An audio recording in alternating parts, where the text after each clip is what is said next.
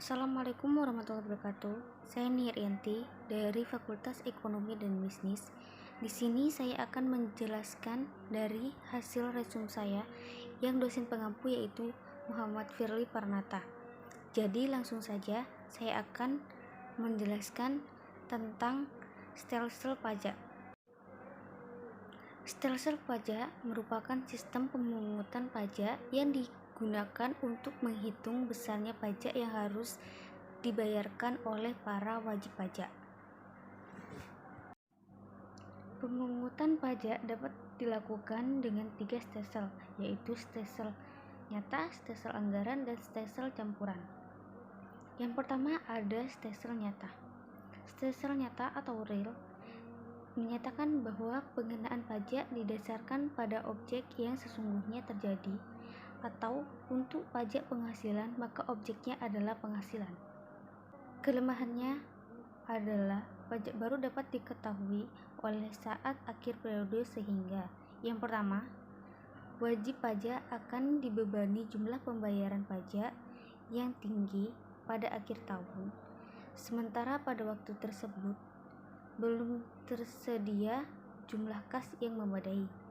Yang kedua, semua wajib pajak akan membayar pajak pada akhir tahun sehingga jumlah uang yang beredar akan terpengaruh.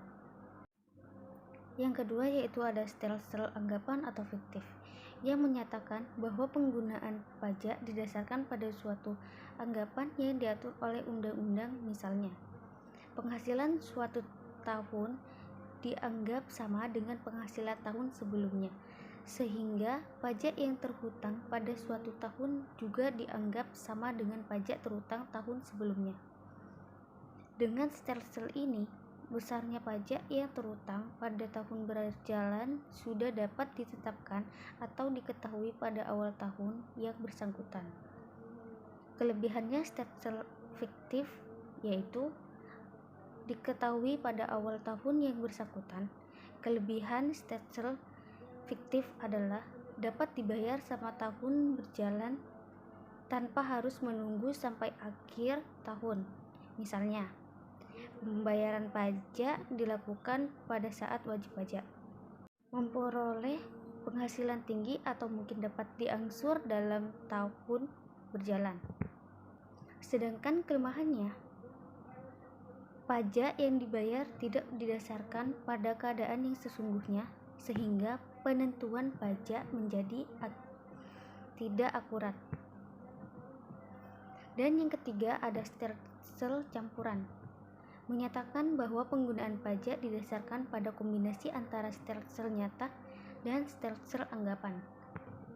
Pada awal tahun, besarnya pajak dihitung berdasarkan suatu anggapan, kemudian pada akhir besarnya pajak berdasarkan keadaan sesungguhnya yang lebih besar daripada besarnya pajak menurut anggapan. Wajib pajak harus membayar kekurangan tersebut. Sebaliknya, jika besarnya pajak sesungguhnya lebih kecil daripada besarnya pajak menurut anggapan, kelebihan tersebut dapat dimintai kembali atau restitusi ataupun kompensasikan pada tahun-tahun berikutnya setelah diperhitungkan dengan hutang pajak yang lain. Asas pemungutan pajak. Ada 3 asas pemungutan pajak yang kerap dijadikan pedoman di dunia, yaitu yang pertama, asas tempat tinggal. Pemungutan pajak dilakukan berdasarkan domisili atau tempat tinggal seseorang. Kedua, ada asas kebangsaan. Pemungutan pajak dilakukan berdasarkan kebangsaan seseorang. Sebagai contoh, meskipun ada orang Amerika yang tinggal di Jepang, orang tersebut tidak bisa diwajibkan untuk membayar pajak karena kebangsaannya bukan Jepang. Yang ketiga ada asas sumber. Pemungutan pajak dilakukan berdasarkan sumber atau tempat penghasilan berada. Sedangkan di Indonesia kita memiliki 7 asas pemungutan pajak yang selalu dijadikan pedoman. Yang pertama, yaitu ada asas finansial. Asas finansial ini, pungutan pajak dilakukan sesuai dengan kondisi keuangan atau finansial atau besaran pendapatan yang diterima oleh wajib pajak. Yang kedua yaitu ada asas ekonomis. Asas ekonomis ini, hasil pemungutan pajak ini di Indonesia harus digunakan sesuai dengan kepentingan umum atau kepentingan rakyat secara menyeluruh. Pajak juga tidak boleh menjadi penyebab merosotnya kondisi perekonomian rakyat. Bahkan dengan adanya pemanfaatan hasil pajak, diharapkan pemerintah bisa membangun negeri ini secara maksimal tanpa harus mendapatkan pembiayaan melalui skema lain seperti luar negeri. Dan yang ketiga juga ada asas yuridis. Asas yuridis pemungutan pajak di Indonesia adalah pasal 23 ayat 2 Undang-Undang 1945. Yang keempat ada asas umum. Berdasarkan asas ini, pemungutan pajak di Indonesia berdasarkan asas keadilan umumnya. Artinya, baik pemungutan maupun penggunaan pajak memang dirancang dari dan untuk masyarakat Indonesia. Yang kelima ada asas kebangsaan. Asas kebangsaan itu setiap orang yang lahir dan tinggal di Indonesia wajib membayar pajak sesuai ketentuan yang berlaku di negeri ini.